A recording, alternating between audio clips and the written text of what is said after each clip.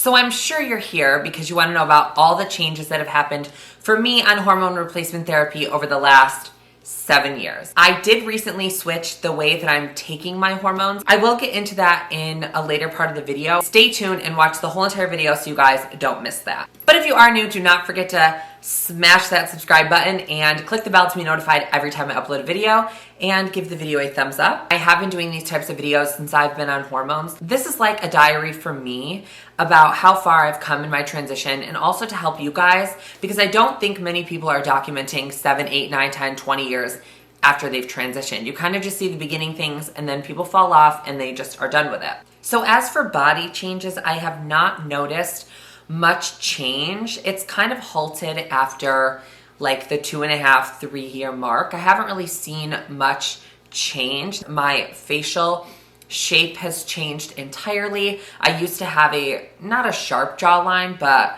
it is now a lot softer and a lot smoother. I am a little bit chunkier. I have gained some weight, and even though I lost 30 pounds, I still carry a lot of my weight. Like, there's this little pouch. Now, the girls that get it, and the girls that don't. But there's a little pouch here. And what it is cisgender women have a pouch there to protect the uterus. So your body thinks you have a uterus. I do carry a lot more fat than I used to though. I have noticed that. And it is a lot harder for me to lose weight. So unfortunately, that is one downfall. I did see a comment in one of my videos asking about feet size. I think this may have been on TikTok, but I kind of want to address some of the things in this video that are like myths. And bone structure will not change. So the bone structure that I have in my body will never change. So my foot size will not get smaller. The bones of my face will not change unless you obviously get facial feminization surgery. Just the fat around your body does. So just a misconception. People think that like, oh, my feet get smaller. Will I literally suddenly morph into a cisgender woman?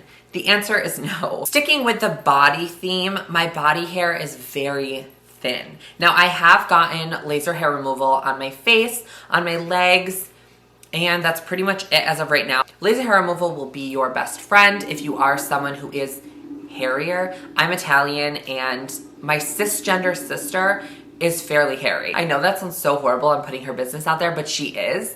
And I've managed my body hair with laser, but I have noticed my body hair is extremely thin. So like my arm hair is pretty much like non-existent. It's like there, but very, very, very light. Hormone replacement therapy will not make you a hairless rat, but if that is the avenue that you want to go down, definitely get laser hair removal or electrolysis. I know I have a lot of questions all the time about facial hair and if hormones will stop the growth of facial hair. No. Hair follicle has to be damaged or, for the hair to stop growing. Maybe some people have seen a reduction in their facial hair, but it still does grow. Mood-wise, I am a lot more stable.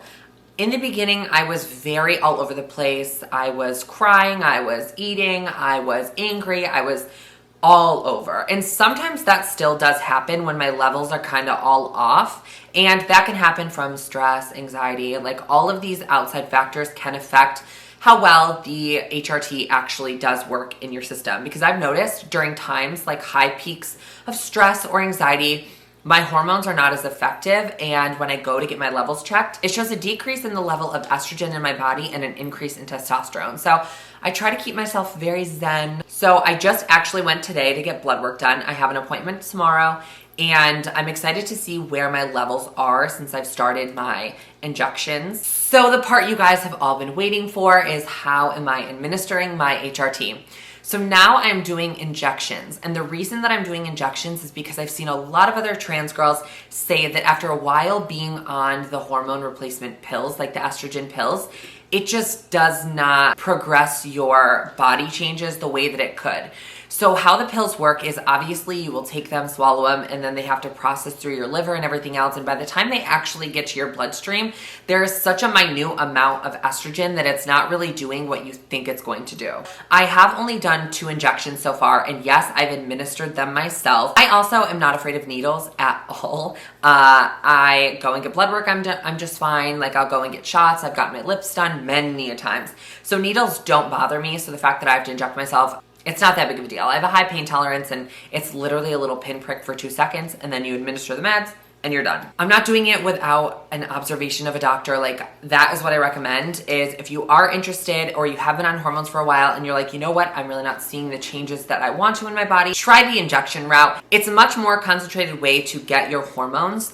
It is going straight into your bloodstream, so it's not having to go through the liver to be processed and everything else. I have also heard that there are some girls that split their doses. If their prescription is 0.5 mLs, that's 5 milligrams of estrogen. So they may do half of that in the beginning of the week and then half of that the next week, just so they aren't having the highs and lows. Because when estrogen leaves your body, it is literally like menopause. You get hot flashes, night sweats, anxiety, like the whole 9 yards. So you definitely don't want to be going through that all the time, because that can be crazy, and I've done it and I wouldn't recommend it. So I will do an update with you guys just to keep you guys in the loop to see if this is something that you want to do, or if you are one of the older generation on hormones and you're just sick and tired of taking a pill every day, which is literally me. I would always forget. I'm always so busy, and my hormones wouldn't be as effective because I wasn't taking them as regularly as I should. If you guys have any questions about injections, or if you have any questions about HRT, definitely leave them in the comments down below. You guys know I will answer as many as I can. I'm not an expert, but I have been doing this for years, and I've asked all the questions and I've done all the research. So let me know if you guys have any questions in the comments down below, and I'll see you guys all in my next video. Bye guys.